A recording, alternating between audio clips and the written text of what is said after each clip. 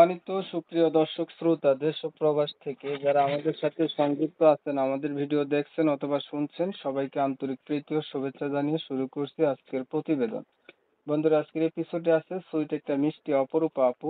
তার জীবনের গল্প কথাগুলো আপনাদের মাঝে তুলে ধরার চেষ্টা করব। আপনাদের হাতে যদি সময় থাকে ভিডিওটা না টেনে দেখেন, বুঝতে পারবেন আপুটির প্রতিবেদনে আসার কারণ সম্পর্কে জানতে পারবেন।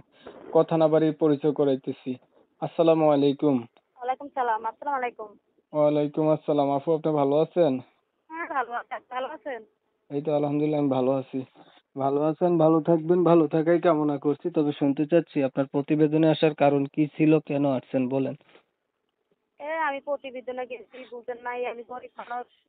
আমার আমার অবস্থাটা কেমন, আমার মা আছে, ছোট একটা ভাই আছে, নানু আছে, কোনো রকম আমি পরের একটা মেশিন চালাইয়া কোনো রকম আমি সংসারটা চালাই, বুঝছেন। এই কারণে আমি প্রতিবেদনে গেছি। কেন আমি হাতে যদি একটা ভালো মনের মানুষ পাই, আমি মনের মতন মনে যদি একটা মানুষ পাই, আমি তার জীবন সাথী বানাবো, সে আমার জীবন সাথী বানাইবো, বুঝছেন। চাই আমি ব্যক্তি এবং একটা ভাই যে আমার দায়িত্ব নিতে পারবে।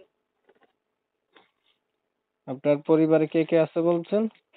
পরিবারের ভিতরে ছোট একটা ভাই আছে, নানু আছে, আম্মু আছে। বাবা নাই? আপনার বাবা নাই? বুঝি না।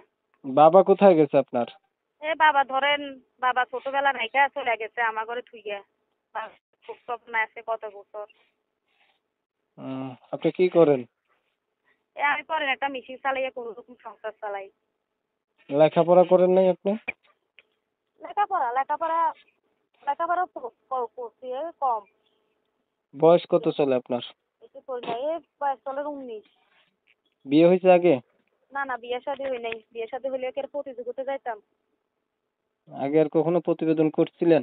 না না, কখনো করি নাই। আচ্ছা, ধরেন একটা মনের মানুষ পাইলেন, মানুষটার বয়স বেশি হলো, দেখতে কালো হলো, আগে বিয়ে করতে এমন হইলো, তখন কি করবেন?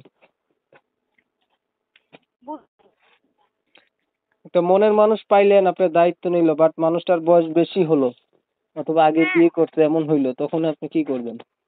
শুনেন আমি আপনাদের কই যে আমার শুনেন, আমি উনি বিয়া করক, উনি বিয়ে করলে কি হবে, আমি বেশি আমি আমি ইং বয়সে চাই না, আমি বয়স করে চাই যে আমার কয়টা ডাল ভাত খাবাইতে পারবো, এই পাশে রাখতে পারবো, বুঝছেন। আমি এরকমে চাই। উনি ফ্যামিলির আমার ফ্যামিলি বানাইয়া আমি নিতে পারবো, আপন যাই না। বিয়ে করলে কি হইব?